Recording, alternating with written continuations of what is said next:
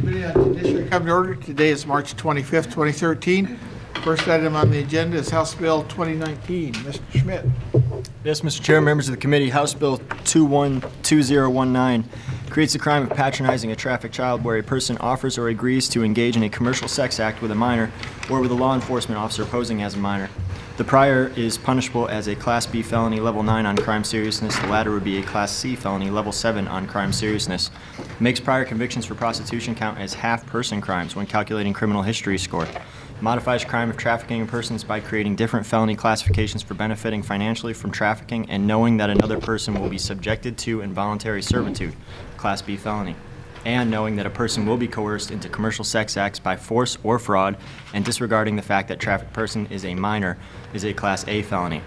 Includes these crimes under the rape shield laws for evidentiary purposes, allows application by DA for use of technology to intercept wire, oral, or electronic communication in the investigation of these crimes, allows victims of these crimes to apply to the court for restitution awards and to the Criminal Victims Compensation Fund for covering of certain related expenses, includes these crimes under definition of crimes covered by racketeering statute, includes these crimes in definition of sex crimes, making these registrable offenses, adds these crimes to definition of sexual exploitation, declares an emergency and effective upon passage.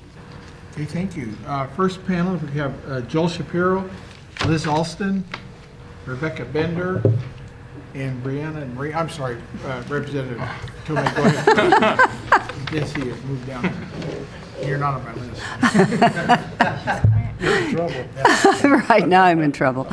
Chair Barker, members of the committee, I'm State Representative Carolyn Tomei, representing Milwaukee, Oak Grove, and parts of Southeast Portland. Thank you for hearing House Bill 2019 today. This bill has been introduced at the request of Kids Are Not for Sale, Oregon Coalition, working to prevent child sex trafficking. We've been doing a lot of work in the past sessions here in this committee and in other committees regarding the trafficking of children, but Oregon's laws are still weaker than many of our surrounding states. We clearly must do more to protect our children. This bill is a comprehensive approach championed by Share Hope International, an advocacy group headquartered in Washington State and led by former Congresswoman Linda Smith. It has many provisions and would go a long way to improve the situation for trafficked children. And others here, including the first panel, will talk to you today about the components of this measure. I want to reiterate that as much as we have done for prosecuting those who would exploit our youth, we still have not provided enough funding and treatment options for those young victims trying to escape street life. We must continue to work to find shelter and effective treatment for the victims of sex trafficking. Thank you. I'm open to any questions, but probably they would be better sent to the people following me. Bill, I have a question. Representative, I think last session we passed a bill that would allow for huge civil fines for people trafficking with underage girls. Do you know of any case where that's been, where penalty's been imposed? I do not, and that's a very, very big disappointment for me and I think for the committee. Okay, thank you very much. You're welcome. Okay, now we'll go back. Joe Shapiro, Liz Alston, Rebecca Bender, Brianna, and Marie. Mr. Chair? Yes. While they're coming up, I just wanted to acknowledge, obviously, the many people here, but also the people in the overflow rooms. If we were to go into room 350 or here in room B, I think we'd see a lot more people in red shirts. This room is filled with them, and I just wanted to thank everyone for coming down. Even if they aren't in this room, we know you're there. Thank you. Please go ahead in any order, but remember to identify yourself by name. You can use your first names. Okay. Only, but for the record. Thank you. Chair Barker, members of the committee, I'm Joel Shapiro on behalf of the Kids Are Not for Sale and Oregon Coalition and Shared Hope International. I'm not going to take up much of your time today because we've got witnesses who are much more engaged on the front lines of this issue than I am. But I do want to thank Representative Tomei for her leadership on this issue, which has been ongoing for many years, many sessions. I want to thank so many members of this committee that have been actively involved in this issue. I want to thank Representative Barton for pointing out that there's a lot of people here that aren't able to join us in the room today. We're really pleased with their turnout from across the state of Oregon. And thank you to many of the members of the committee who have co-sponsored this legislation. What this bill would really do is draw a bright line to say that it is not acceptable in Oregon to pay to have sex with children. And right now, if somebody is 16 or 17 years old and they are a sex trafficking victim and they are being trafficked on the streets of Oregon and somebody pays to have sex with them, that's a misdemeanor. And a steep fine or not, it is not sending the signal that this is socially and morally not tolerated in our society. Making that crime a felony that would require registration as a sex offender is going to do much more to spread the word that this is not tolerable in Oregon. As Representative Tomei alluded to, other states have gone further than Oregon, and we have certainly made strides on this issue in the past few sessions. And some people might ask, why are we still working on this issue? Well, there's a lot of work to be done, and just like issues like domestic violence, you don't solve it with one fell swoop. It takes a number of steps, and it takes a number of years of coming back. And making this crime a felony would do a lot. This bill also would do a lot to protect victims, so it would apply the Rape Shield law to victims of sex trafficking who testify at trial. Even though that they are engaged in a criminal activity of prostitution, this is not by their volition. This is something that they are being compelled and coerced to do, and this law would clarify that they are still eligible for compensation through the State Crime Victims Fund. It would also entitle them to restitution from their offenders, and it would also provide a lot of tools for law enforcement to help investigate. These crimes are notoriously difficult to investigate, and it would give them some added tools to do that, and you'll hear from some law enforcement officers today. With that, I'm going to stop talking and turn it over to the rest of the panel. Chair Barker and the committee, thank you very much for hearing us today. My name is Liz Alston. I work for Shared Hope International and part of the Kids Are Not for Sale in Oregon Coalition. Prior to my employment at Shared Hope International, I worked with some direct outreach with women in strip clubs who were forced into stripping and prostitution.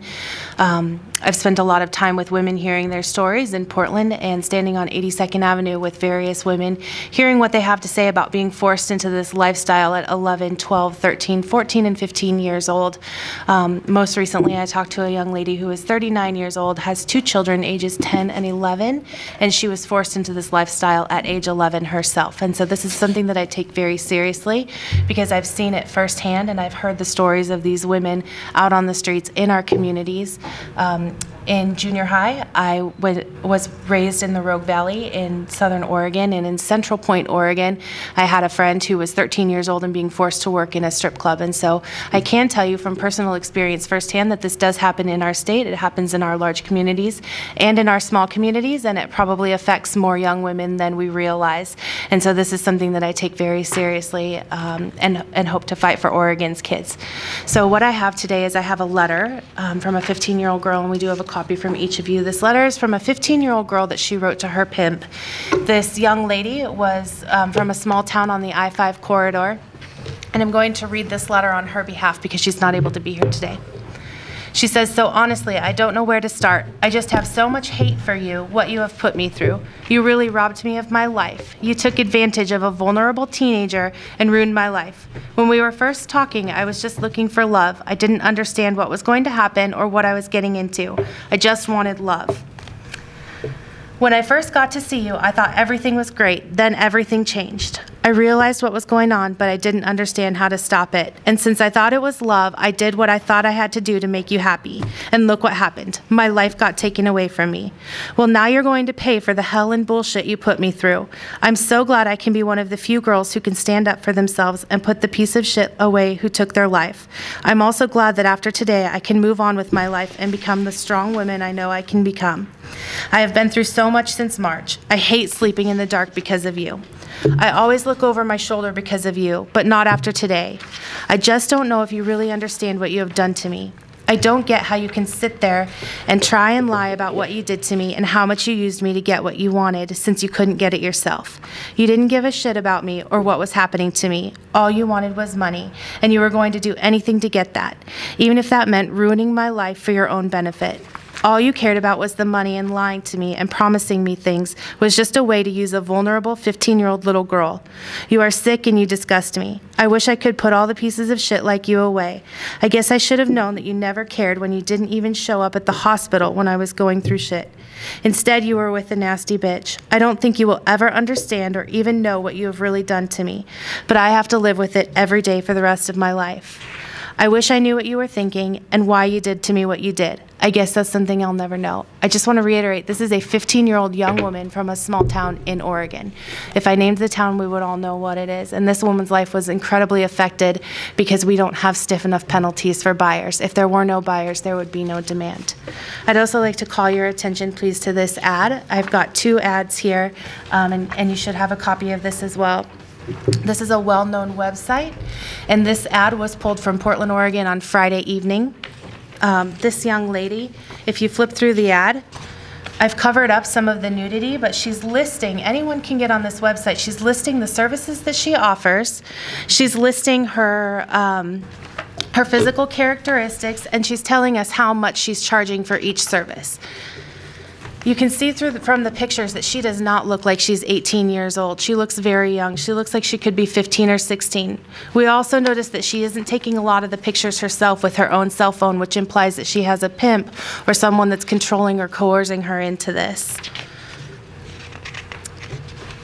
If you look through the pictures, you can see how young she looks. This could be any of your teenage daughters or any of our kids in our middle schools taking pictures like this. She's taking pictures of herself fully nude, or her pimp's taking pictures of her fully nude in her hotel room. This girl is for sale in Portland, Oregon right now. You can get on a website and purchase her for sex, and that's not okay in our communities. This ad is where someone's reviewed her as a prostitute and reviewed her services. He says of her, "It was a clean hotel, but she was young enough to make me feel like a creepy old dude, almost." This is someone who's likely purchasing sex from a minor, saying that she was young enough to make him almost feel creepy about it. When she met him at the door, she was wearing Superman socks, a cartoon character. She was trying to imply to him that she was young. She was giving in to his illusion or fantasy, likely that he wanted to purchase sex from someone who was underage or a minor. Whether or not she was a minor, she was trying to make it look like she was very young, and that's incredibly disturbing and uncomfortable that these buyers are wanting these schoolgirl fantasies or kids wearing cartoon character socks.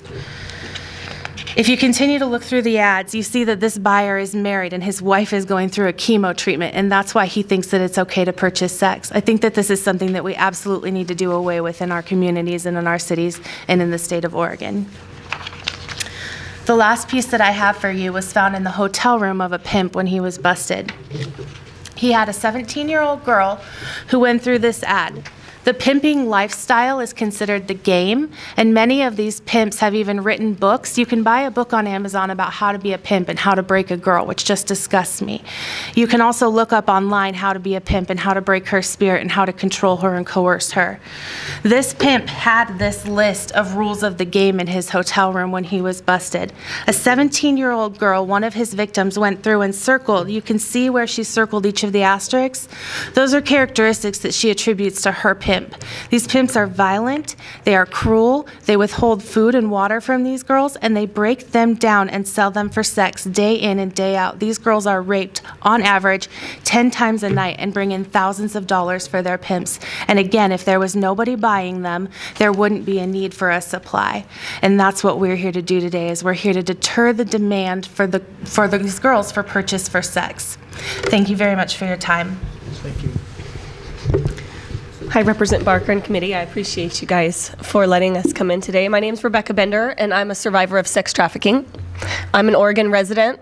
I was born and raised in the Southern Oregon, Medford, Grants Pass area. I come from a good home. I actually was on the honor roll with a 3.8 GPA.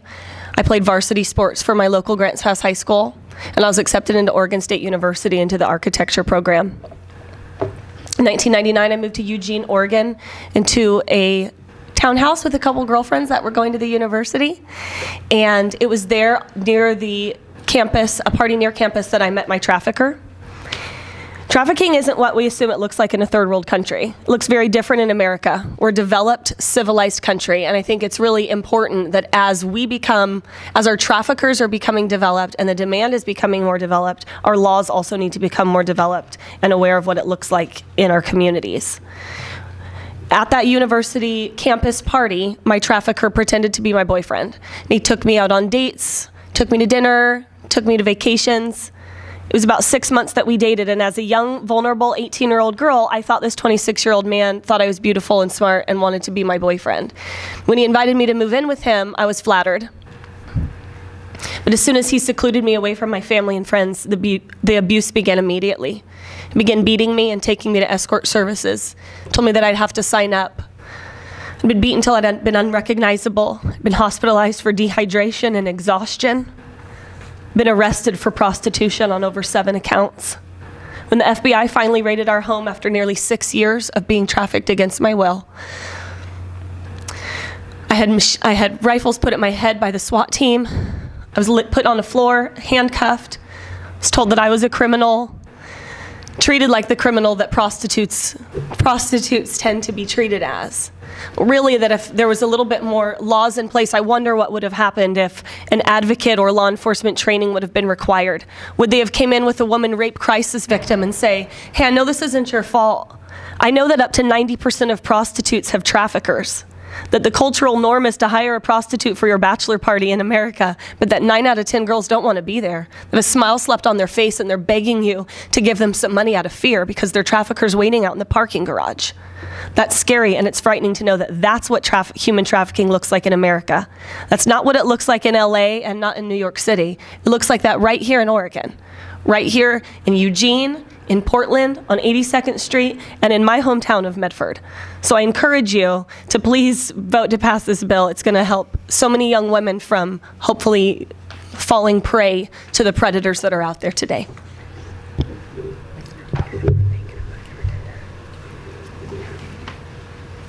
Hi, thank you so much, Representative Barker and everyone else today for listening to us. My name is Brianna, and I'm the youngest of 5 children. I grew up in a really small town and enjoyed playing sports while I was growing up. I also had really good grades and really enjoyed school. I was a college student while I was still in high school, and I wish I knew back then what I know today. The first time I met Nick, who ended up being my trafficker, was in 2010. I was a senior in high school and working at a small cafe. He came into that cafe where I was waitressing at, and we started talking right away, and he told me that he was just in Portland, Oregon working, and that he had stopped by at a strip club on his way home to Seattle with his friend. And I didn't think anything of this as the conversation quickly turned to me, and we just continued to flirt, and he just had really soft eyes and was really attractive and came off very genuine and very kind. After his meal, he wanted me to call him later, and I wanted to as well. We just seemed to have everything in common, and I just thought, wow, what a cool guy. He's just like me. 3 weeks later, just before I was going to Arizona with Nick, who I met at the cafe, I found out something that devastates me to this day. I found out that Nick is a human trafficker. I found out that he was not taking me to Arizona for vacation, but to sell me to a pimp down there. And I found out the reason that Nick and I had hit it off so well that first night was because Nick's group had stalked me for over a year. By having his friends stalking me, he was able to make me think that we were meant to meet each other, that we just had everything in common, and that we just would hit it off great. While I was hanging out with Nick, he gave me a phone. He gave me a cell phone with his number programmed at speed dial. Looking through this cell phone with police, we found multiple text messages that just reaffirmed he was a trafficker. One of them specifically said, "My new hot blonde in Medford." And this just come to find out, Nick and his group had been working girls all the way from Seattle down to Medford, Oregon, and beyond. The saddest part of this whole story for me is that 5 months ago, we called the Medford police and we asked them to make a statement for a newspaper article. And they just said, "We don't have that problem here," and hung up the phone. And I know that they're not bad people in Medford. I know that they're not bad police in Medford. But just like the police officer that saved my life in Vancouver, Washington, he said 6 months ago, I wouldn't have known. And so thanks to him, I'm here today, and I'm here today because that officer was trained. He was trained by law enforcement and Shared Hope International, and I believe that law enforcement in Medford and all over Oregon can be trained to identify human trafficking and become defenders of this vulnerable population of girls. And I want to thank you all in the community today for hearing us and our testimonies. I want to thank you for passing through this committee a strong law that will make Oregon a safer place for girls to grow up. A place where girls who are robbed of their innocence and their childhood are rescued and restored instead of incarcerated. Thank you. Thank you very much.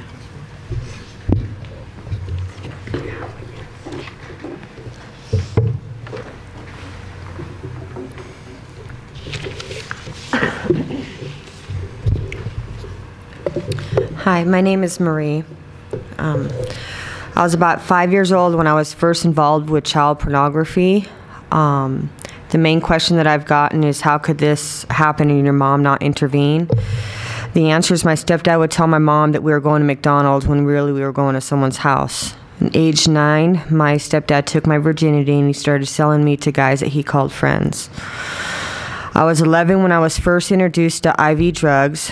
I had run away many times from the time I was 7 to age 12. One time when a police officer brought me back home, I told him what was going on and he still gave me back to my parents. The last time I ran at 12, I spent a lot of time on the streets where I felt safer. I never really broke away from him for any substantial amount of time until about 12. Age 12, I woke up one night and saw my stepdad in bed with my 2-year-old sister making sexual body movements on her, and I knew I had to tell somebody. I had thought he would leave my little sister and brother alone if he had me. I told someone at school, and the next week they came and took us out of the home and placed us in separate foster homes. At 12, I ran from the foster home. Child Protective Services filed a missing children's report. I spent most of a year on the street staying in vacant houses with a small group of homeless kids. On my 13th birthday, a so-called friend of mine took me to a park. My dad was there and put me in the car and took me back to the house. I don't know why my friend did this, but I think my stepdad approached him on the pretense of helping me. I was again sold to friends, but this time I was locked in the basement. While I was listed as a missing child, people were not looking for me at home. That's probably when I felt the most mad. I was thinking more vengeful, but there was nothing I can do. I was about 14 and a half when I had my son in a basement as a result of one of his friends. Soon after my baby boy was born, my stepdad took me down to Las Vegas to a woman in a trailer park. I know little about her, but that I should get out of there, so I ran from the person's house where he put me. I worked under the table doing telemarketing, saying I was 22. I lived with a pastor and his wife, but I never told my story. Right after my 15th birthday, detectives found me, put me in the juvenile place, and they put my 4-month-old son in child haven. They said they had received an anonymous tip, but I don't know who it would have been. They sent someone down to get me and my son and brought us back to Washington. My son and I were separated, but put me in a group home, and I assumed they put him in a foster to adopt home, and I took off from the group home.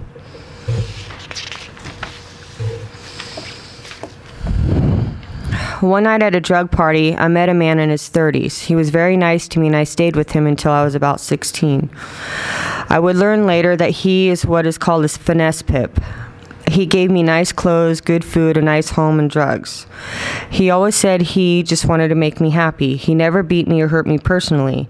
He did sell me for sex at parties at very large homes to politicians, doctors, and other powerful people with expensive cars and clothes, all up and down Interstate 5 in Washington and Oregon. Age 16, I took off from him and went back to the streets. I wanted to be the kid with the normal family and life again, but that wasn't to be.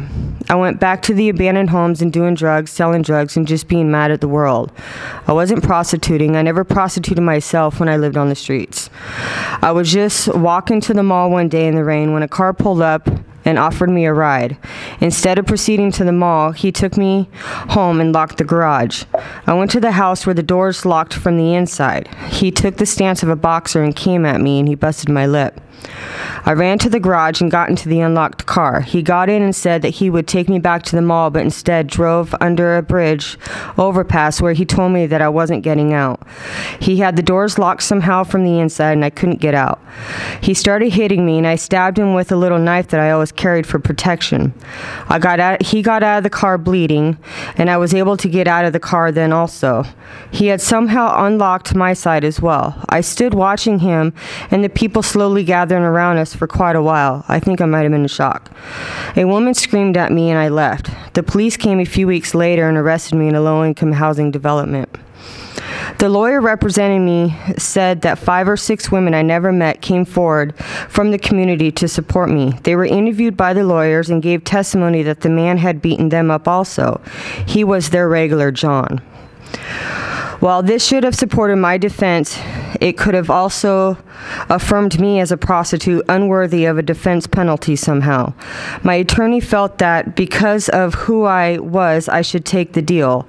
It seemed I did not deserve the self-defense plea. While they never called me a prostitute in the process, they seemed to imply that I somehow should accept the violence that came with that title. They said I couldn't get self-defense because I had a weapon and he didn't. His fists seemed like weapons to me. They arranged a plea deal and said they would go for 28 years if I went to trial. I was charged with manslaughter and sent to adult prison where I served 5 years. I had always wondered if I was an ordinary teen from a good home who was picked up walking to the mall, then beat up by a man and found bleeding with a split lip, if I would have ever gone to jail. Would they have taken the time to have gone back to his house to see the doors that locked from the inside and took the time to listen to the woman who had said this former boxer had hurt them too? I am now working for Shared Hope International after being in their 9-month skills program. I work to help other women, but I have a felony that doesn't allow me to ever do many jobs because of the inability of felons to get professional licenses. Thank you. Any questions for this panel? Thank you very much.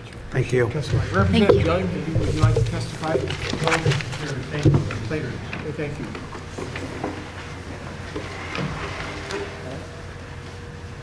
Mike Geiger, Mike Gallagher, Jeff Ruppel, Todd Christensen, and Daryl Fuller.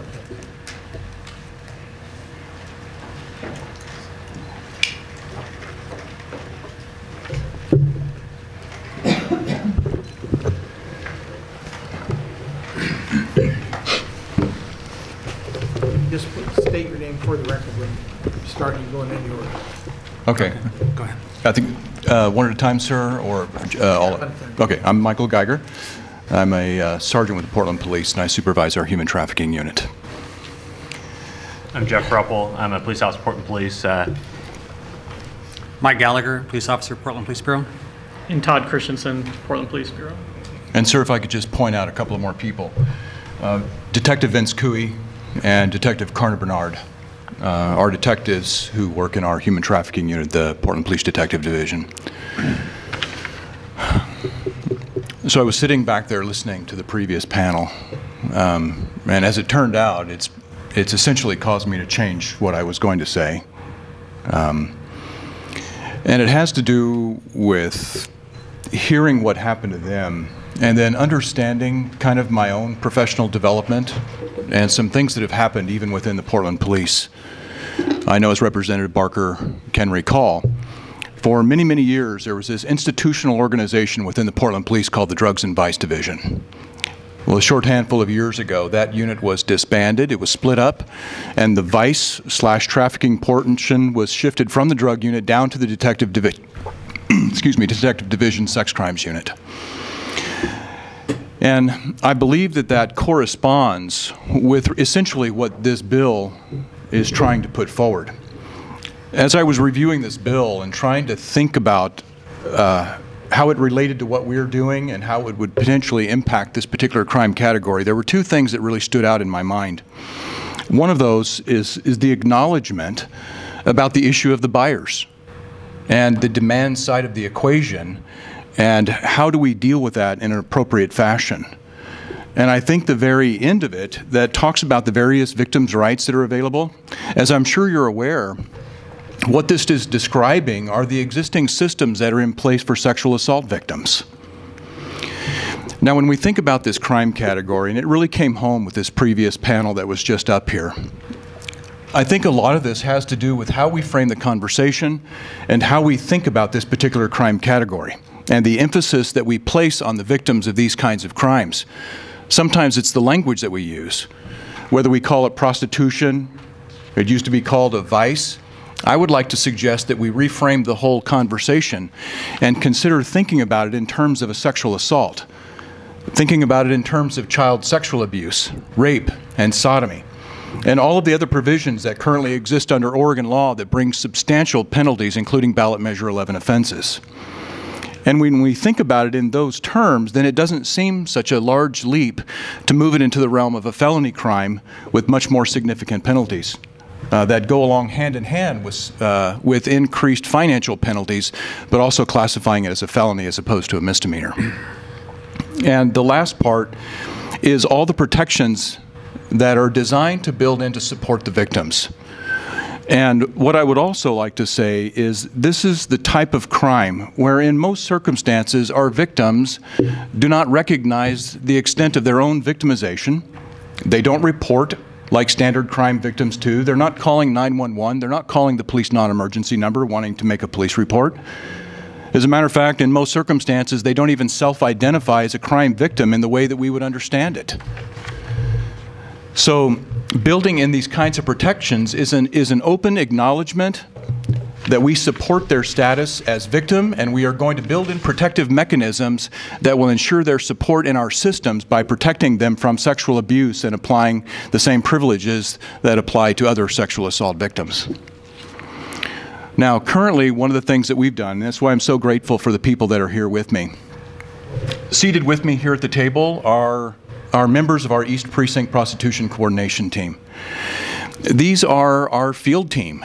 For the Portland Police, these officers are the ones that are engaged in the effort night after night, out on the streets, encountering victims, out in the streets, through stings, through back page missions, through missions at various hotels. They are specifically targeting demand. And so if you have questions regarding that, that's why I'm grateful that they're here. And of course, our detectives from our unit that are here to support us as well. So with that, I would just like to turn it over to them. Hi, Chair Barker and members of the committee. I'm Mike Gallagher. I've been a police officer for Portland for a little over 22 years, I think now. And I've been involved with prostitution missions probably since the start of my career with the mission, or my career with the Police Bureau. And most recently, last 4 years, I've been part of the prostitution coordination team out of East Precinct. Currently, there's 3 of us. We work prostitution-related crimes, street-level crimes, full-time, 7 days a week when we're out there dealing with the prostitution and Johns that are out there in the street. And doing this, we routinely encounter the Johns. We arrest almost as many Johns as the female victims that we encounter out there, talking to them and about why they're here in Portland, why they're looking for these women that are out there in the streets. Portland is a destination city.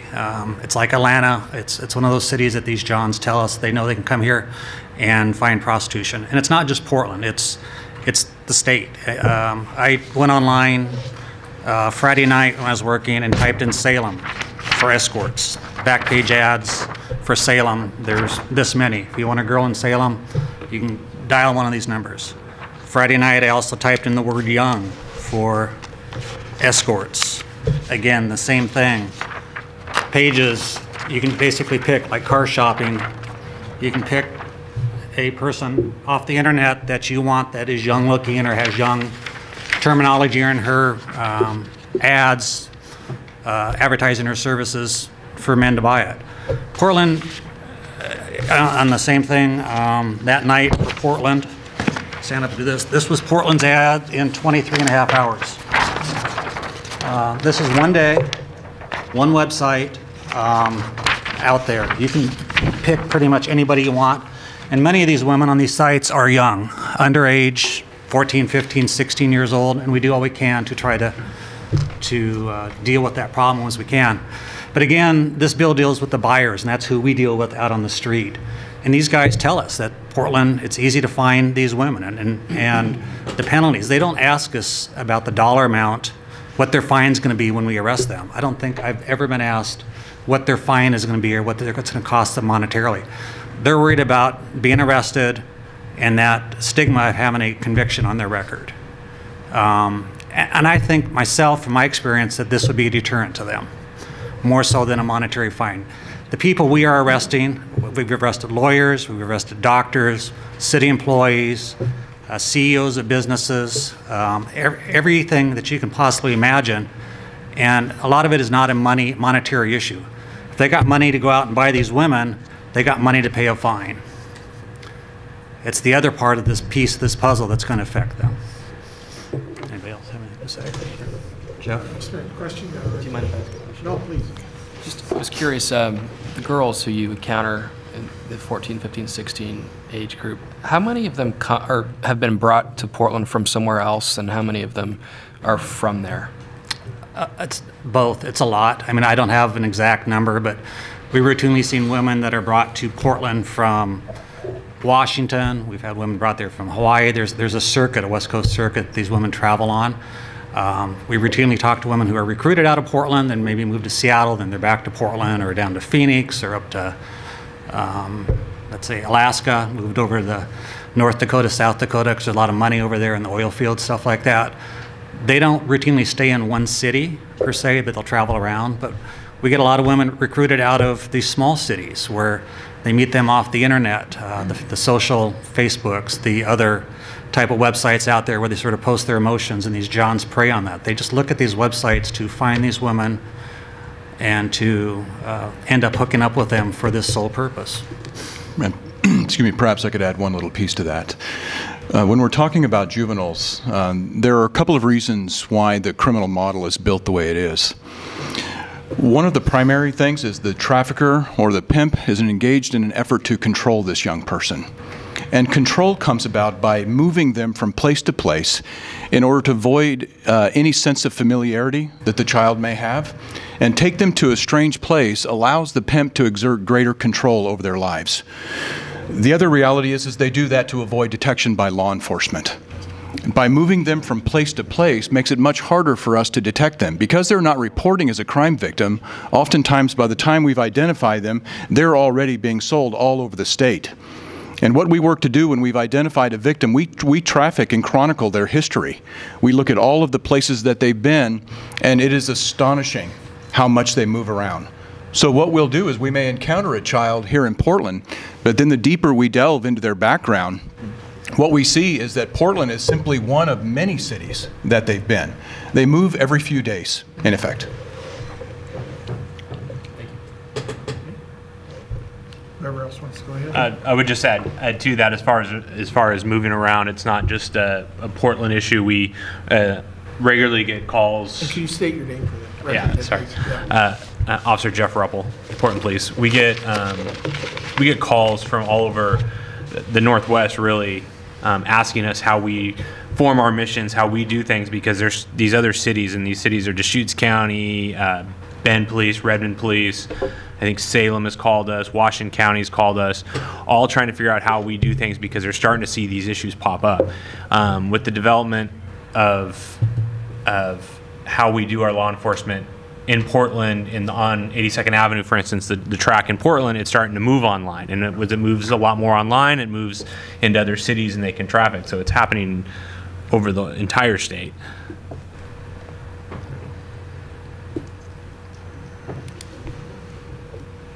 There's Todd Christensen, Portland Police. I just give you one quick example. These, like on these Backpage websites, they don't put out there that these are underage girls. They will list their ages, and they can put 18 or 19.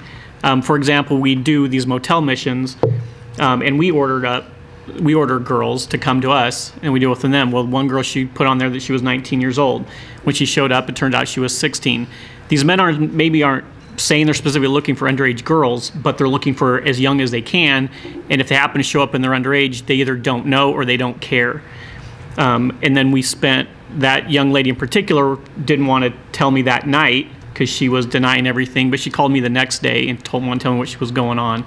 And it turned out she did have a pimp. I'd say 95%, 99% of the underage girls have a pimp that's putting them out there. And the men who are ordering them, picking them up, they're victimizing them over and over for their own pleasure, and they don't care about these young women.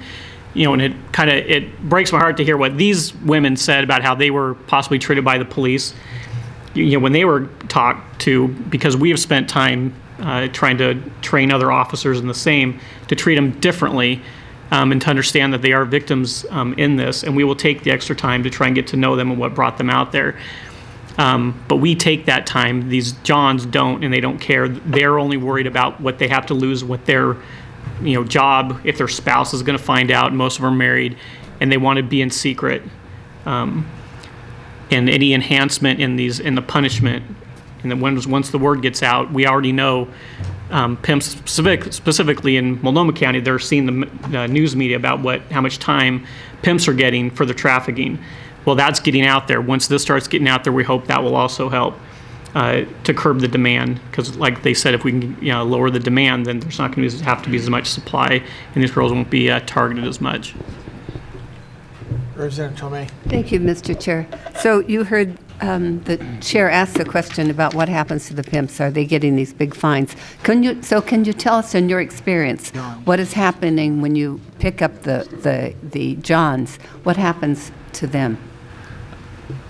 I think that the Johns are really concerned mostly about what kind of exposure they're gonna get from the arrest. A lot of times, the biggest thing is going to jail, just because they're going to have to explain to their wife or their significant other or their kids why they're not coming home that night. They're going to have to explain why their mugshot showing up on some internet mug site or a busted type magazine. It's very clear that what they're concerned about is the exposure they're going to be subjected to after the arrest. It's not the fine, it's not the money. A lot of them will tell us, well, what can I do to settle this? A lot of them will call our DA's office the next day and suggest taking care of it that day. I mean, it's that easy. I mean, this isn't the guy that's barely getting by, but a lot of our Johns have the money to pay for this. And may I follow up? So can you tell us, in your experience, what happens? Are the DAs prosecuting these people, and do you go to court to testify against them? In Portland, I think last year we had roughly 140 Johns case issued by the district attorney's office. I couldn't tell you exact numbers on how many were convicted, but I would say it's probably upwards of 125. What happens is, if it's a first-time offense, they go to what's called a John School, which the officers here we all instruct at, to try to open up their eyes to the world of sex trafficking. If they stay arrest-free for 6 months, the arrest gets expunged off their record. They have to pay to go to this John School. That money gets divvied up into the DA's office, law enforcement, and for LifeWorks Northwest, which deals with the victim side of this. If it's their second arrest, or they fight their first and they get found guilty, they get put on an 18th-month probation usually. In that probation, they're not allowed to be in certain areas of Multnomah County, and they still have to attend that John School. But that's it. That's the probation, and then after the 18th month. That's for adult cases. And this is for adult cases, by the way. And for the under 18? The juvenile cases, you'd probably be able to see. The juvenile cases are not eligible for John School. And I would say that they're the most difficult as part of our investigation. And the reason for that is it's a practical sort of investigative matter. For us, by the time we've identified a child, it's usually through some third-party, third-hand information, whether it's a suspicion that was called into the child abuse hotline, or whether it's through our own police action, police investigations, where we come to identify what we would believe would be a suspected victim of child sex trafficking. And then we begin the investigation, number one, to find out who the child is, where the child is. How can we then recover them and try to identify who the trafficker is going to be? So the way it might look like practically we would set up a mission where we've identified somebody who we know to be a juvenile victim, and we set up a police operation designed to recover that child and hopefully identify the person who's bringing her there so we can get the trafficker. Then we get engaged in this effort, number one, to begin extracting the child out of the grips of the trafficker, where they are now suffering significant forms of trauma bonding, where they still view their trafficker, the one who abuses them and the one who sells them, as their boyfriend. And they are utterly convinced that this man loves them, more so than all of the other girls that he has relationships with. They're special. And so trying to break that bond is exceedingly difficult, and trying to build a criminal case against the trafficker is also hard, because our goal is not just to arrest the trafficker, but it's also to make sure that we don't end up permanently harming the child or end up adding further damage to her. So it becomes a cooperative matter where we're working with this child victim to keep them intact emotionally while still moving forward with our criminal case. What we don't want to do is force the child into a system that she's not prepared to handle emotionally, because we're mindful that we have the ability to inflict further trauma on them by forcing them into a circumstance that they're unprepared for. Now, having that in mind, trying to identify Johns as a result is also difficult, because the children don't know who they are either. And when we've encountered them, it's in almost all circumstances, it's at a time where the Johns are not there. Now, we have done quite a few cases recently. Our detectives have got several cases currently going where we've arrested multiple Johns as part of the child sex trafficking case that we're working. Can I add just a little bit to that? In some of the juvenile victims that we have dealt with in our team, is that a lot of times the underage victims don't feel the Johns have done anything wrong. They said, well, they didn't do anything wrong. They just, were paying me to have the relationship with them. So it's very hard to get them to see these Johns as being someone that actually committed a criminal act. In the cases that I'm familiar with that we've done recently or handled recently, several of the Johns have known the victims' ages, being 17, 16, 15 years old, and still have continued to be with that underage victim that was out there being trafficked. They didn't care. There was nothing on their half that wanted to make them stop, even though they knew they were underage.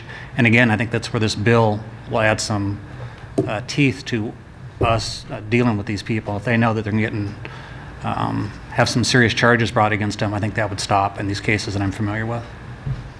Thank you, Mr. Chair. I'd like to, as part of this, thank Representative Gilliam, who worked with Representative Tomei to chief sponsor this. Representative Gilliam and I had the conversation. We talked about the fact that an adult having sex with a child is a felony. If he gives them cash, it for some reason becomes a misdemeanor. And this bill would correct that and make it a felony as well, which is something that I think will be helpful, as you've said. And I think another huge problem with the whole judicial system is that people who are not involved in the ground floor, as you are, or as people who have actually worked the street, kind of tend to view prostitution as Pretty Woman, the movie, like they portrayed in the movies as some kind of glamorous thing. They don't realize how bad it is. I saw a recent court decision where a pimp had made a song, a video about how he was pimping. And the court said, oh, that's too prejudicial, you couldn't do that. And they used the analogy of Johnny Cash singing, I Killed a Man in Reno. Well, Johnny Cash didn't kill a man in Reno, and this guy was pimping, but the courts wouldn't allow it. So it's just kind of a disconnect from what's the evils of it that people don't see in the group called MOB, the Money Over Bitches, that take these girls and talk them into going on a trip and they don't come home. That's right. I really appreciate the work you guys are doing. I mean, I know, and especially when you're as involved as you are in the detectives, it's kind of a soul-stealing thing for you as well, but you're really helping these young women get out of that, and I want to thank you personally and from my seat here as the chair of this committee for your work. If time allows, I'm going to ask, we got one audio clip to play. Play number 1, Jeff, if you can.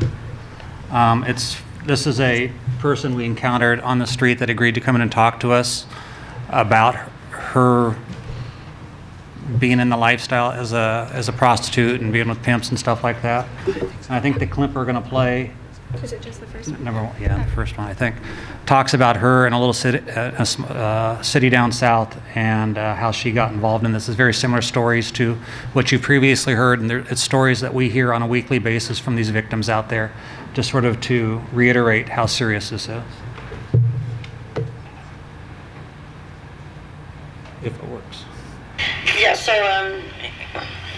as most teenagers, I wasn't getting along well at home, having a hard time, clashing with my parents, and ran away from home. Ended up living with this woman who had 2 young children. I was taking care of her kids, and I remember every day they were waiting on this guy named Jerry to show up. Jerry. It was always about Jerry. When was Jerry coming? And I was smoking weed and whatnot, and come to find out he was their drug supplier. And I was 13. I'd never had a boyfriend. I was playing house when I left home. Now I'm babysitting some lady's kids, just like a real life playing house. And very young, very naive, and he came into the house. She intentionally brought him into the house to introduce him to me. And he gave me some weed, and now I'm looking when Jerry's coming because Jerry's bringing weed. Well, they were doing much harder drugs, and I had never done harder drugs. And he told her to bring me over to his trailer later on, and she took me over to his trailer later on, and he gave her some coke and some heroin, and she shot up. And it kind of got my interest. I was curious as to what it felt like or whatever. And he shot me up with heroin and coke, and she left out of the trailer then, and then he raped me right afterwards. Well, that was the beginning of that. And then just right after that, there was 5 prominent business owners, bar owners, the guy who owned Taco Bell, and he sold me to each one of those owners for $500 each time they wanted to have sex with me. I'd never even kissed a boy at the age of 13, and I was being sold on the black market for child prostitution. I didn't know that. That's not how I viewed it at that time, but that's what was going on. And those are the type of the people out there that are buying. It's these business owners. It's all aspects of society. And again, this bill would help. Thank you for your time. Thank you very much. I'd like to call Daryl Fuller and Nita Bellis, please.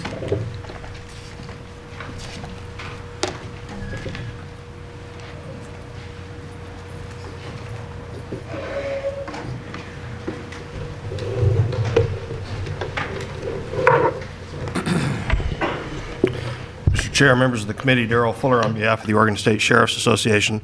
Humbling to testify in front of you today after the courageous testimony of the young ladies that started out the hearing, who are real heroes in this particular debate, and appreciate them coming forward. On behalf of the Sheriff's Association and as a father of a 16-year-old girl, I can tell you that both my kids, I have a 17-year-old son and a 16-year-old daughter. My wife and I sent them to Honduras for 10 days last summer to help build a church down there, along with our church, the First Church of the Nazarene. There were about 25 that went. And one of the discussions my wife and I had was whether or not our daughter would be safe down there, because you hear the stories of sex trafficking and people being stolen off the streets or at airports. There's the movie that I think most of us have probably seen with Liam Neeson called Taken, that's frightening if you want to let your kids travel anywhere internationally. But what we learned as part of that conversation was that our kids are at risk just right here at home, just being on Facebook. It is a dangerous, dangerous world, especially for young ladies that are in high school that have opportunities to travel with school groups or church groups. They are at risk. And I can't imagine a bill being presented to this legislature to sanction the Johns and the pimps, where the Sheriff's Association would come in and say, "No, we think that penalty is too much." I just can't imagine that set of circumstances. We support the bill, and I'd be happy to answer any questions you have. Thank you. Hello, Chair Barker and committee. Thank you for having us here, and thank you for your hearts that care about these people that have been trafficked and victimized so horrifically. My background is in domestic violence, and when I saw the violence that happens to trafficking victims, I knew I had to do something. So I've been working to fight human trafficking for 7 years now. I'm the Central Oregon Regional Director for Oregonians Against Trafficking Humans.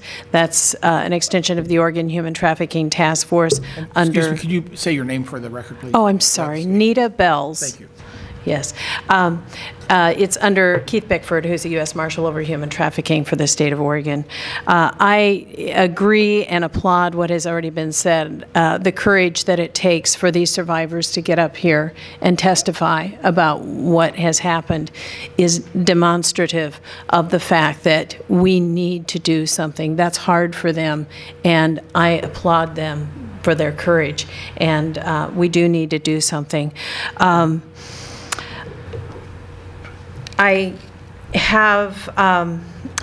here primarily to talk to you about what's happening on the other side of the state. In Bend, in Redmond, in little towns, Madras, Sun River, Black Butte, we have trafficking. I work with law enforcement over there quite heavily, and we have victims that are sold at our resorts. When the conventions come to Central Oregon, the trafficking on Backpage goes up.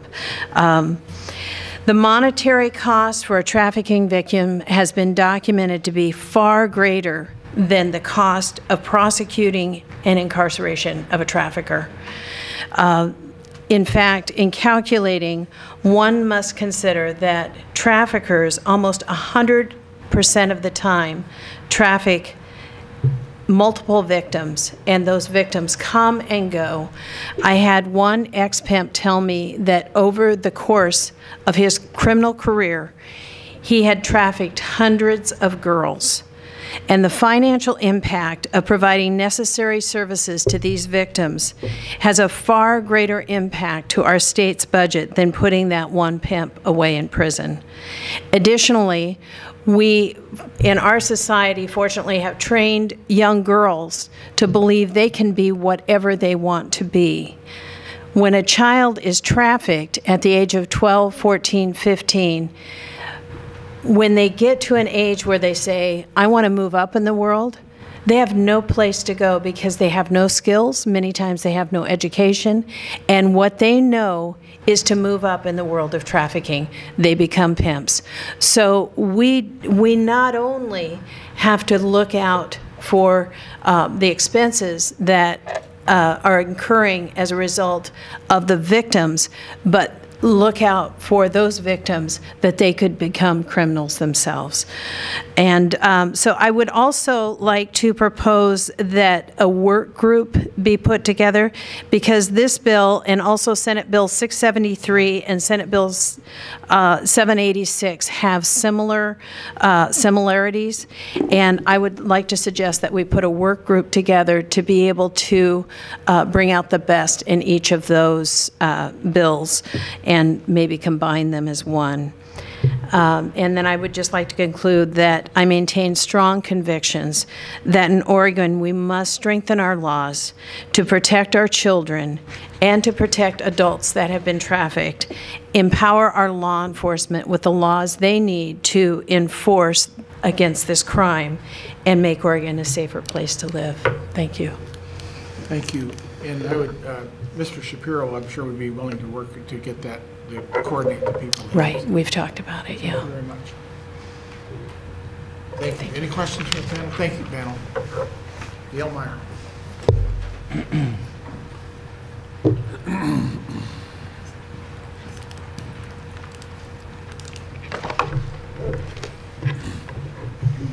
Thank you. Chair Barker, members of the committee, Gail Meyer on behalf of the Oregon Criminal Defense Lawyers Association.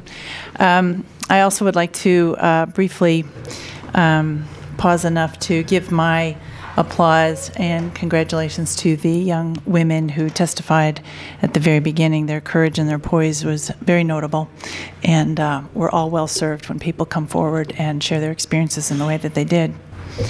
I would like to really address Section 1 of the bill. As to the remainder of the bill, we're really not opposed to it. And in addressing Section 1, I just want to point out that there are features of Section 2 that I just want to point out why we think Section 2 is calibrated and appropriate. It does deal with trafficking, and it does have mens rea requirements in the bill. And so By mens rea, we're talking about the mental state, the level of knowledge or understanding that someone might have. So it's, oh, I misspoke. I'm talking about Section 3. So what we like about Section 3, which is on page 2, is that it is calibrated, meaning it's tier-stepped, and it does have mens rea elements there. The person knows or recklessly disregards the fact that the other person is under 18 and will be used in commercial sex act. We think that when someone has that heightened sense of awareness, that there is more reprehensible conduct underfoot and deserves much more harsh punishment. That is in contrast, however, with Section 1. Section 1 deals with the Johns. It, however, would penalize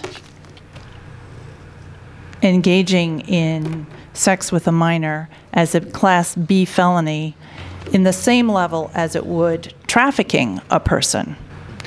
And we think that would be appropriate if this were a second conviction, but for a first conviction with absolutely no mens rea, we question the proportionality between what Section 1 is accomplishing and what Section 3 is accomplishing. Section 1 says basically that whether or not you know, it's not a defense, that you reasonably believed the person to be older than 18. And so to engage in a commercial sex act with a minor would be a strict liability crime, a B felony, Category 9. And so Category 9 on the guidelines is in the yellow bar here, which is presumptive prison. Now, a court would be able to depart, but in order to get down to probation range, the court would have to depart 2 levels, not just 1. And there isn't a provision in the bill in Section 2 that talks about the criminal history of the offender being increased for prior convictions. We certainly think someone who has had prior convictions for prostitution or trafficking is more reprehensible and should be punished more harshly. But the bill addresses the horizontal scale, the criminal history of the accused. What we're talking about right now is the severity rating of the crime itself, which would make it a Category 9.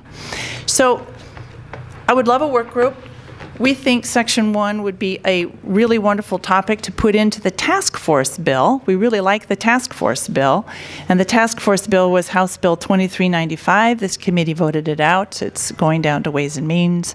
But if the task force were enacted, we think that Section 1 and the appropriate penalties to be attached to that would be a good topic for that task force.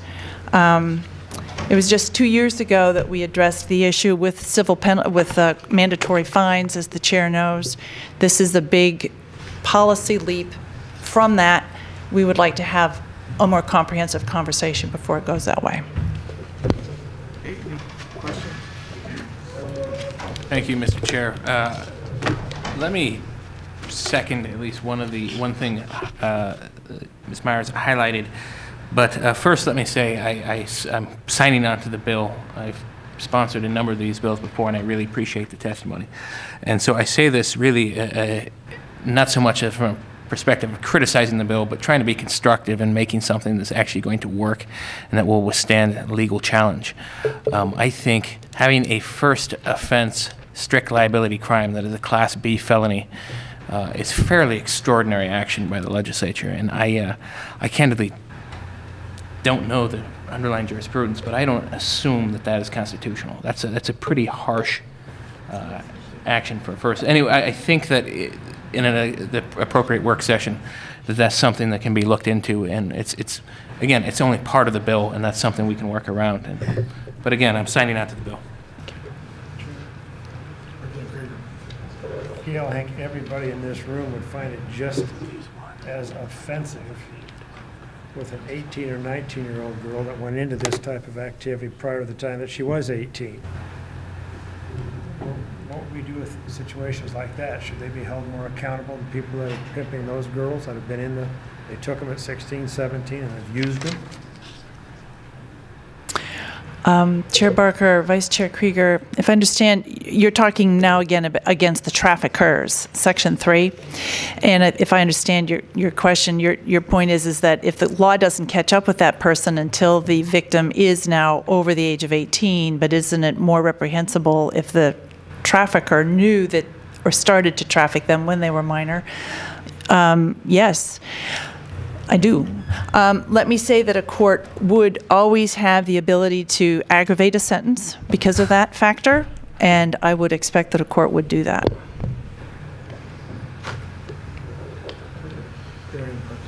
Thank you, Mr. Chair. I am a civil attorney by trade. This is what happens when I start popping off about criminal law and constitutionality thereof. Representative Hicks, to my left, is a real prosecutor. And he informed me that actually sex abuse 1 under the age of 12 is in fact a strict liability Class B felony. So the constitutional precedent is there. Now, whether that applies to this case or not, I simply don't know. I'll leave that to real experts like Representative Hicks. I thought I should acknowledge that, being that I was dead wrong. Yeah. Thank you, Mr. Chair. I'm wondering why this doesn't have a referral to Ways and Means. Does it need a subsequent referral? I would assume it should. Okay. Thank you. Anything further?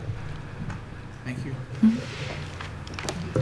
The reference that was just made about Ways and Means for the people listening and the people in the audience here is this bill will have a fiscal impact, so it has to go through the Ways and Means Subcommittee of Public Safety, and we will wait to get that information before we can move the bill. So, thank you. I'll close the public hearing on House Bill 2019. Thank you.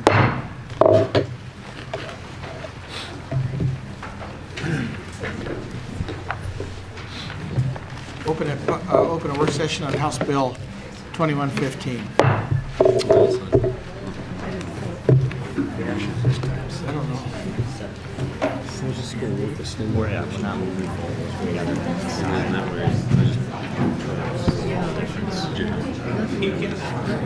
Mr. Schmidt. Yes, Mr. Chair, members of the committee, you'll probably recall House Bill 2115 attempts to define the term intoxicants. There have been a number of amendments to this bill, a lot of people working very hard in the background. The two amendments that I think essentially it's come down to is -7 and -8.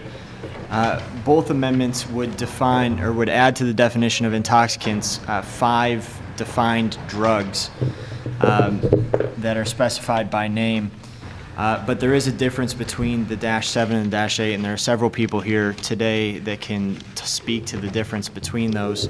I know that Neil Weingart and Gail Meyer from OCDLA, and also Jody Vaughn and Matthew Lisney from the Attorney General can all speak to the difference between those amendments.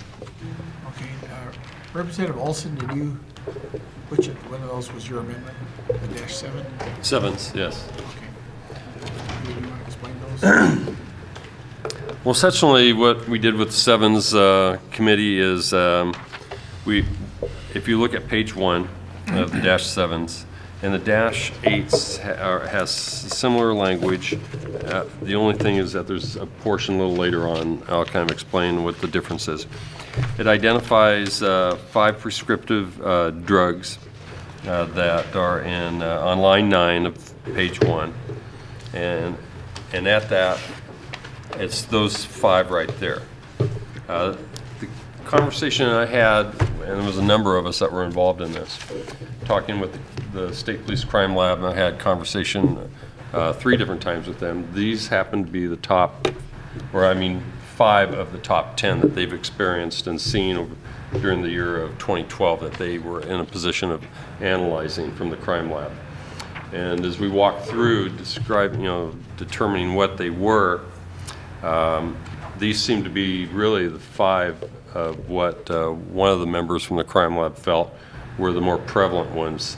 And then when you would add alcohol to them for a combination, I mean, really become very hot for the individual. And the other thing that we really wanted to do was let's see, is it page 22, Mike? I believe it's page 20. Lines 14 and 15 is the difference between -7 and -8. You want to go ahead, because Mike's deep involved with this too. Yeah, and this has been a conversation that's been carried out between those two groups that I listed in the beginning about what the difference of these two amendments is. Essentially, the -7 would remove that language that's on lines 14 and 15. And I believe that there is case law for why that may be necessary or not necessary, depending on your point of view. It's the lines that read, "and is either proved at trial and or is admitted by the person through a guilty plea." And the question is whether or not that's redundant language and whether it's necessary to be in the bill. But essentially, that's my understanding, the only difference between the -7 and the -8 is whether or not to include that line.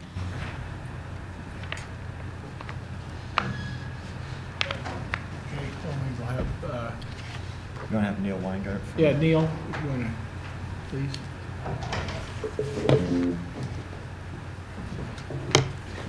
Yes, I can just pick Yeah, you which can one. pick your shot. Thank you, Chair.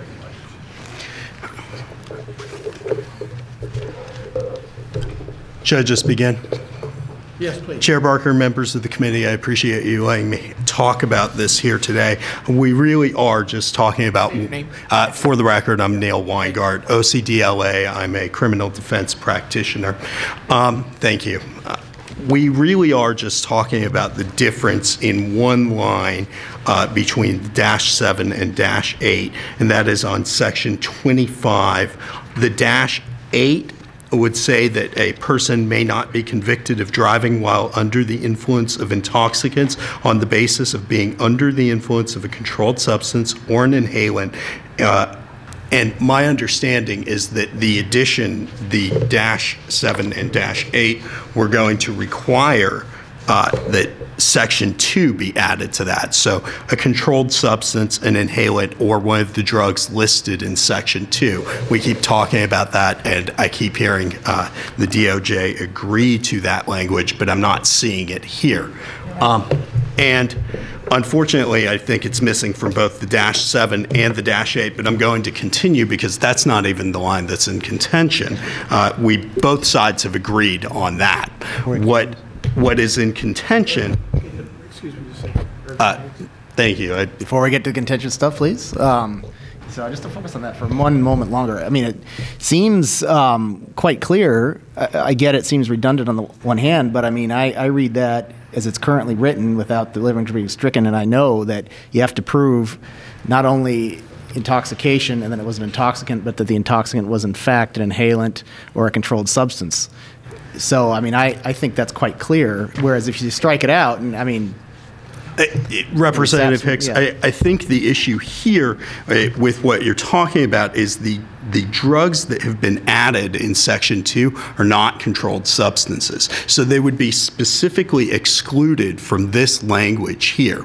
And so again, it says a person may not be convicted on driving under the influence of intoxicants based on being under the influence of a controlled substance or inhalant. Well, that implies that these drugs that are newly listed are excluded from that because they are not controlled substances or an inhalant. 3 of them, amitriptyline, cyclobenzaprine, and tramadol, are prescribed but not controlled substances. They are amitriptyline, I believe, is some sort of depressant. Tramadol is a pain reliever. I apologize for not knowing more about cyclobenzaprine. Diphenhydramine, Section C there, is Benadryl, as we all know, not a controlled substance, not a prescribed substance. This is an over-the-counter, commonly used medication. And in fact, diphenhydramine is found in many other over-the-counter substances. Aside from that, dextromorphan we commonly know as Robitussin. It is the active ingredient in Robitussin. So someone would be able to not plea specifically that was the state's theory under this current version of the bill, and then prove that. Mr. Chair, Gail Meyer on behalf of the criminal defense lawyers. On both the -8 and the -7, we're talking about page 20, line 13. And Representative Olson, I apologize. And Mr. Schmidt, we had always intended there was agreement that there must be specificity of pleading, not only as to a controlled substance or an inhalant, but also what we were calling, quote, the new stuff. So the new 5 substances that are added on in Section 2 were supposed to be included on line 13, page 20, because there was supposed to be specificity of pleading as to the, quote, new stuff. And it didn't get in there, so I apologize. The other issue that OCDLA has noted with the -7 version of this bill, and that we have attempted to cure with the -8, is the change in substance of what is currently ORS 813010 sub 2. And that's the language that exists that we're talking about in Section 25. The current language says that a person can't be convicted of driving while under the influence of intoxicants on the basis of being under the influence of a controlled substance or an inhalant, unless the fact that that person was under the influence of a controlled substance or an inhalant is pleaded in the accusatory instrument and is either proved at trial or is admitted by the person through a guilty plea. The fact is, if the state is required to plead it, which is the requirement in the -7 amendment, versus required to plead it and prove it, which is in the -8 amendment. Most people assume that when the state pleads something, they're required to prove it. And while that used to be the case, it is no longer always the case. The question is, the fact is, there was a case called State versus Russell, 231 Oregon 317, where back a long time ago, basically the state pled that someone tried to steal a steer, and at trial they found out that the person had in fact stolen a heifer.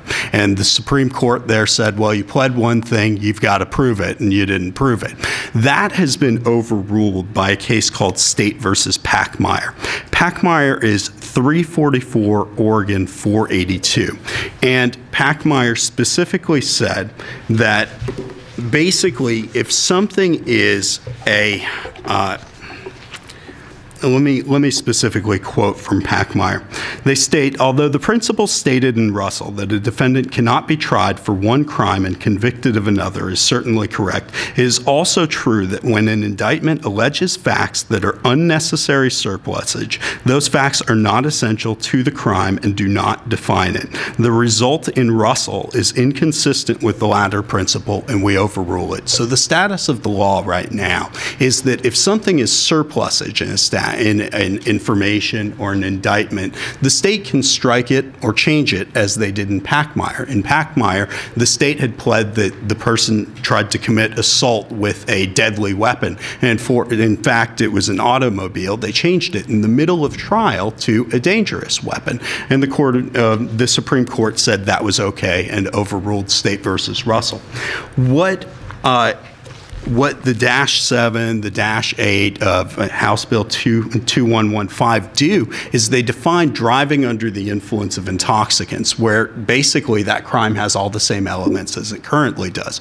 Driving in a certain county, the person's on a public highway and under the influence of intoxicants, and the legislature is separately defining intoxicants. And so if the state pleads that a person might be under the influence of Benadryl or amitriptyline, but then strikes it at trial, they could argue that that's just surplusage and that they're still stating a crime. And they actually are stating a crime. I wouldn't agree with the argument, but they would have a very cogent argument that they're stating the crime of driving under the influence of intoxicants because they allege that the person committed a crime in a certain county, and that crime was driving while under the influence of intoxicants on a public highway, and they have met all the elements. So there's a real issue here of if that portion of the statute that requires that the evidence be proved at trial or admitted through a guilty plea is not left in, the state can change their theory even on day of trial, and we just don't think that's fair. Chair Barker, members of the committee, we should also note that Section 29 imposes on the defendant a notice to provide the state of an affirmative defense. And so if the defendant wants to assert that they consumed these substances in a prescribed or recommended dosage and that this was an unanticipated reaction to these things, the defense first has to provide to the state notice of its intent to rely on that affirmative defense 21 days prior to trial. Our concern is that we will be subjected to specificity and exactitude in our affirmative defense, but if you were to strike the language in the -7, the state would not be reciprocally as obligated with their pleading specificity at the trial. And the last thing I would like to say is that it's my understanding that this portion, it's been argued that this portion should be withdrawn because it's antiquated. It used to track controlled substance convictions as far as license suspensions go. And I would point out that in State versus McFerrin, which is 166 ORAP 110, the Court of Appeals specifically relies on this portion and emphasizes this portion of the DUII statute, stating that the state in that case could not then introduce controlled substance evidence on the day of trial without having charged that.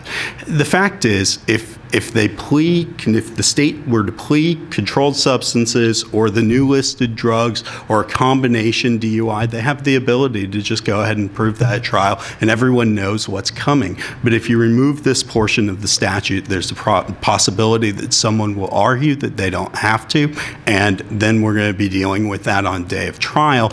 And it's pretty hard to get legislative history on the day of trial when this comes up. And if the court sees that 1 year they were required to prove it at trial or through a guilty plea, and then that requirement went away, the only fair assumption is that that requirement doesn't exist anymore. So. Chair Barker, I just want to say that regardless of how the committee decides with respect to the removed language or the included language, I will note that the parties had agreed that there did need to be pleading specificity on, quote, the new stuff. And that's not in either version of the -7 or the -8. So I would just caution the chair and the committee that the current versions before the committee don't reflect the agreement between the parties as to that one part. Thank you. I think so. Thank you. Yeah. Thank you. Jody, Vaughn, and Matthew. Jay's argument.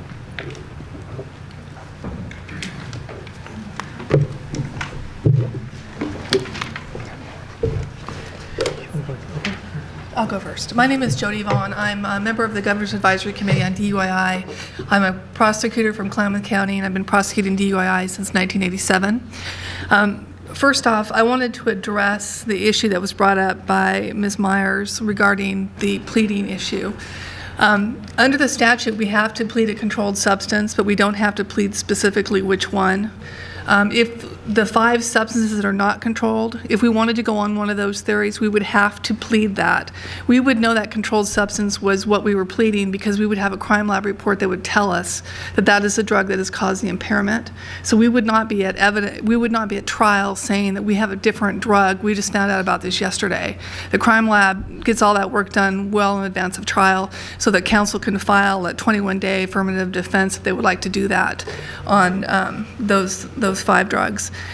In regard to McFerrin says that you can't bring in evidence of a controlled substance without letting the defense know that you're going to do that, and counsel is right about that. However, that doesn't mean that it would change with these 5 drugs, because if we're saying it's amitriptyline, we would be talking about amitriptyline. We would not be talking about amitriptyline and cocaine, because in order to have that kind of evidence, we'd have to have evidence from the crime lab, or we'd have to have an admission from the person, or we'd have to have a controlled substance in the car. I cannot imagine a time that we would change our theory mid-trial on a DUII. And Mr. Lysing, right? Listening, yes. Listening. He's briefing the issue before the Court of Appeals on whether or not the jury has to decide in a uniform fashion. Right now, a jury only has to decide that a person's under the influence. They don't have to decide if they're under the influence of alcohol, under the influence of a controlled substance, or a combination of both. If that was required, then we'd have to have 3 separate verdict forms. And so I think counsel can probably address that a little bit clearer. Sure, if I may, Chair Barker. My name is Matt Lisney, and I'm an Assistant Attorney General at the Oregon Department of Justice in the Appellate Division. And I was going to make a quick reference to one of the issues that's presented by the text of the -8 amendment, and that's on lines 14 through 15 of page 20. And the issue, it's a simple, it occurs in one particular circumstance, and that's where if a defendant is charged with multiple intoxicants, and that's where there could be alcohol involved, a controlled substance, in addition to an inhalant. There are claims by criminal defendants where they argue that a jury concurrence instruction is required as to the particular chemical that was causing the defendant's impairment. In another way of saying it, in certain circumstances, criminal defendants are arguing that this text that we are trying to, or that's being deleted in the -7 amendment, if you were to add it, it arguably creates an additional element to the crime of DUII. Ordinarily, and case law from the Oregon Supreme Court has clearly explained that there are two elements currently for the crime of DUII. That is that the defendant is driving, and two, first one is driving, second is that the driver is under the influence of an intoxicant. There are a couple of different ways under the existing statute in which that can be proven, either through having a certain blood alcohol test result or through proof of actual impairment by the driver. But again, with this language that's proposed to be added in the -8 amendment, the argument that criminal defendants have made is that this additional proof requirement, not the pleading requirement, but the proof requirement requires the jury, a concurrence of them, which would mean 10 out of 12 jurors or 5 out of 6, would need to agree on the specific particular chemical or combination of chemicals that are contributing to that criminal defendant's impairment, which is, at least in our understanding of the case law, would be an additional element to the crime of DUI that hasn't been recognized before. And I think, going back to the legislative history of that particular text, I think it's an unintended consequence in that language was originally added back in 1991 in order to comply with federal regulations concerning funding.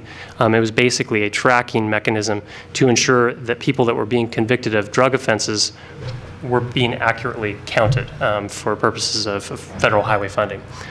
So with that, I just wanted to point out what the potential problems are.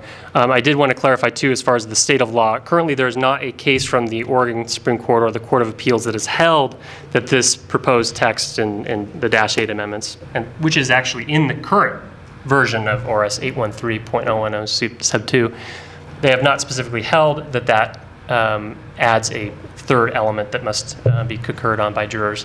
But that is pending. There are cases that are essentially in the briefing stages and going through the argument stages, one of which I'm personally involved with, representing the state. And so there is that possibility that such a holding may come at some point in the future.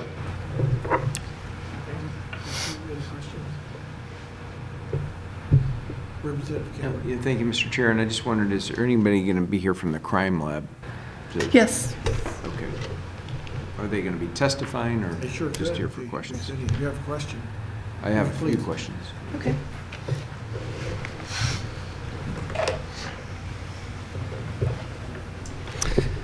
Chair Barker, members of the committee, I'm Christopher Kais. I'm a toxicologist at the Oregon State Police Crime Lab. Okay. Thank you, Mr. Chairman. Thank you, Christopher. Thank you for being here. And my question, because I know we heard this bill quite a while ago, and can you tell us what an analog drug is? So an analog drug would be a drug that's structurally similar to another drug. I mean, if you want to talk about amphetamine and methamphetamine, you could say they're analog drugs. Now, they're both scheduled on their own, but if amphetamine wasn't, you could say it's structurally similar, it has similar effects. So that's what an analog would be. Follow up if I may. Please. So do you know how many of those are out there that people could take that would cause them to be under the influence? As we know right now from the news, there's a lot right now with the synthetic cannabinoids, the spice type drugs, and then with the bath salt type drugs, which are kind of structurally similar to methamphetamine or ecstasy. For some reason, within the last several years, they've started just producing these in mass quantities, and so there are hundreds of them right now. One more for me. Please. So how many of those hundreds would be covered under these -7s or -8s? If we were to adopt them in here, how many of them would be covered if somebody was arrested for driving under the influence? I haven't had a chance to look completely over this. I didn't think there was any statements about analogs in this -7. They've Follow-up if I may? Yes. Is any analogs covered under this? No, I don't believe so right now. Thank you. Representative Williamson, please. Thank you, Mr. Chair. I'm wondering does the crime lab test for these 5 drugs? Yes, we see these regularly. How do you prove impairment levels in your testing? Now, we definitely don't show impairment by presence. There has to be, the way these cases are structured, there has to be evidence at the scene, signs and symptoms that, an arresting officer, bad driving, accidents. We just support that with our findings. We can just say somebody took this drug. And so as she was saying earlier, they wouldn't charge a drug with amitriptyline if we didn't find it, so that we would say, yes, there's amitriptyline there. The officer maybe saw signs and symptoms of a depressant that would look like amitriptyline. So that's how we would come into it. But our report alone couldn't say impairment just by that drug. Can I follow up, Mr. Chair? Please. And how are these levels tested? Are they urine tests? Correct. Currently it's urine. And what happens if there's no urine collected? I've been on cases where there were admissions, and they've called us in to talk about the effects of a drug, but without that, then there's no corroborating evidence from us. All right, thank you. Thank you. Thank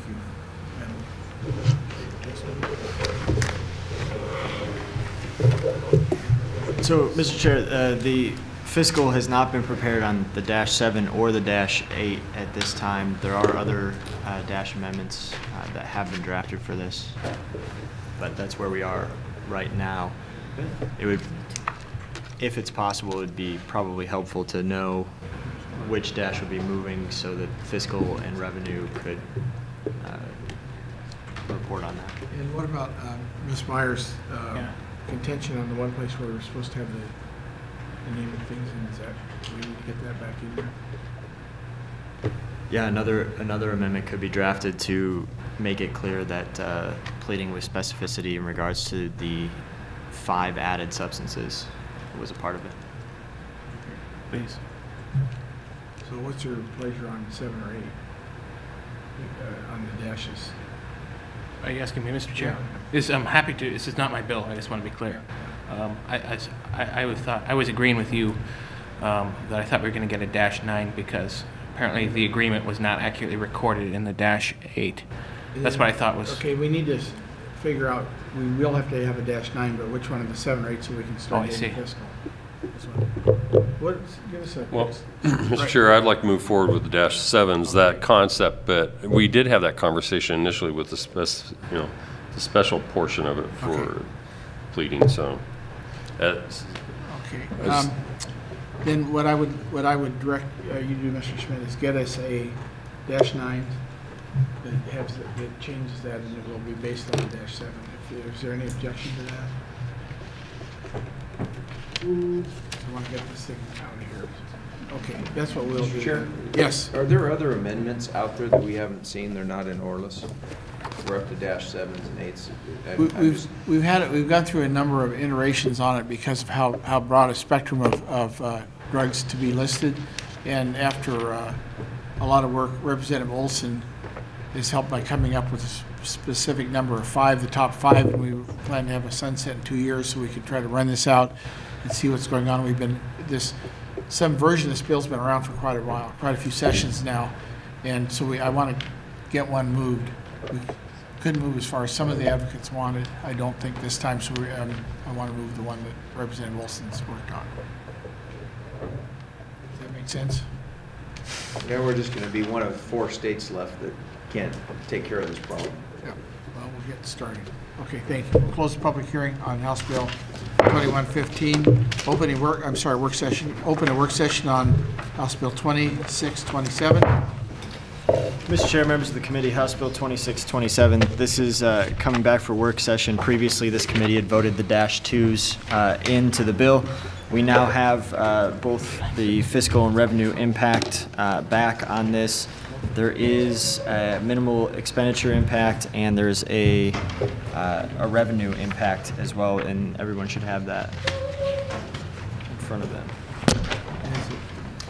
Revenue estimates are in a range of $5,000 to $125,000 per year, but the fiscal is minimal.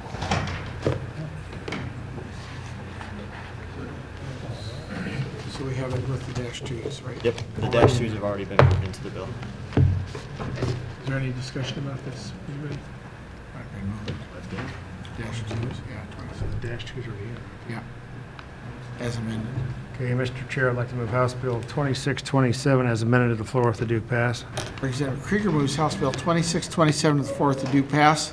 Is there any discussion? Call the roll, please. Representative Martin? Aye. Representative Cameron? Excuse. Representative Hicks? Aye. Representative Olson? Aye. Representative Tomei? Aye. Representative Williamson? Aye. Vice Chair Garrett? Excused. Vice Chair Krieger? Aye.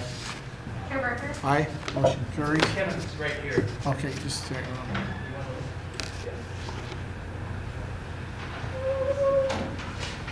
We're voting on House Bill 2627 as amended. Oh, votes aye. Representative Cameron votes aye. Motion carries. Would somebody like to carry that bill? Representative Hicks, the lead carrier. No further business. We're adjourned.